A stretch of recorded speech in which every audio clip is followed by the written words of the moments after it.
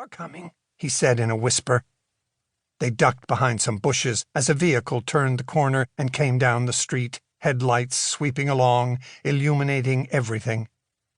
After it had passed, Jacob felt his heart pounding. Ryan said, "Maybe we shouldn't." "Shut up!"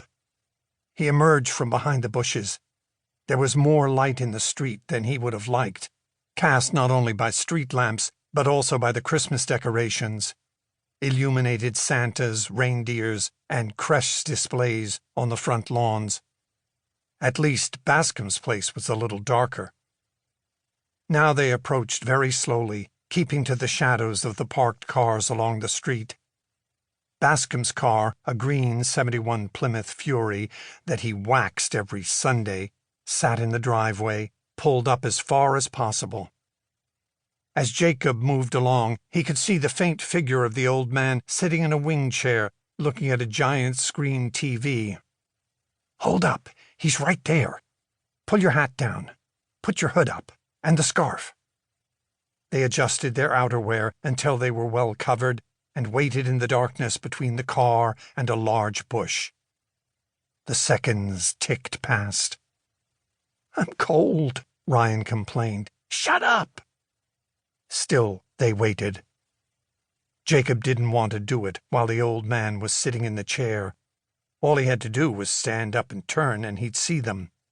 They would have to wait for him to get up. "We could be here all night. Just shut up." And then the old geezer stood up. His bearded face and skinny figure were illuminated by the blue light as he walked past the TV and into the kitchen. "Go!" Jacob ran up to the car, Ryan following. "Open that up!" Ryan flipped open the carton of eggs and Jacob took one. Ryan took another, hesitating. Jacob threw his egg, which made a satisfying splat on the windshield, then another and another. Ryan finally threw his. 6, 7, 8. They unloaded the carton on the windshield, the hood, the roof, the side, dropping a couple in their hurry. "What the hell?" came a roar, and Bascom burst out of the side door, wielding a baseball bat, coming at them fast. Jacob's heart turned over in his chest. "Run!" he yelled. Dropping the carton, Ryan turned and immediately slipped and fell on some ice. "Shit!" Jacob turned, grabbed Ryan's coat, and hauled him to his feet. But by now Bascom was almost on top of them, the bat cocked. They ran like hell down the driveway and into the street. Bascom pursued, and to Jacob's surprise, he didn't drop dead of a heart attack. He was unexpectedly fast, and he might even be gaining on them. Ryan began to whimper. "You goddamn kids, I'll bust your heads open!" Bascom yelled behind them.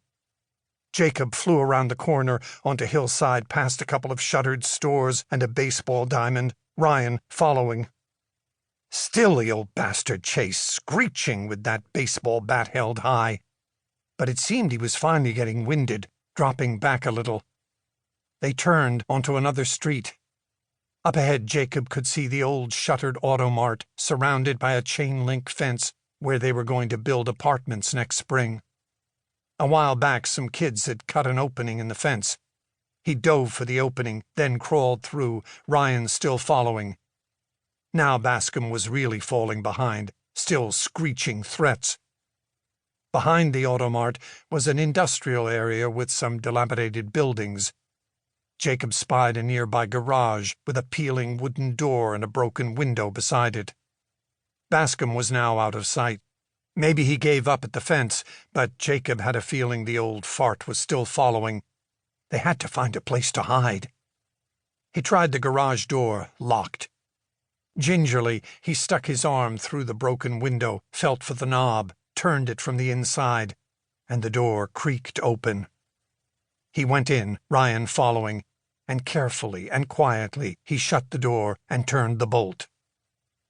They stood there in the blackness, breathing hard, Jacob feeling like his lungs might burst, trying to stay silent. "Dumb kids," they heard shrilly in the distance. "I'll bust your balls." It was dark in the garage, which seemed empty except for some glass on the floor. Jacob crept forward, taking Ryan's hand.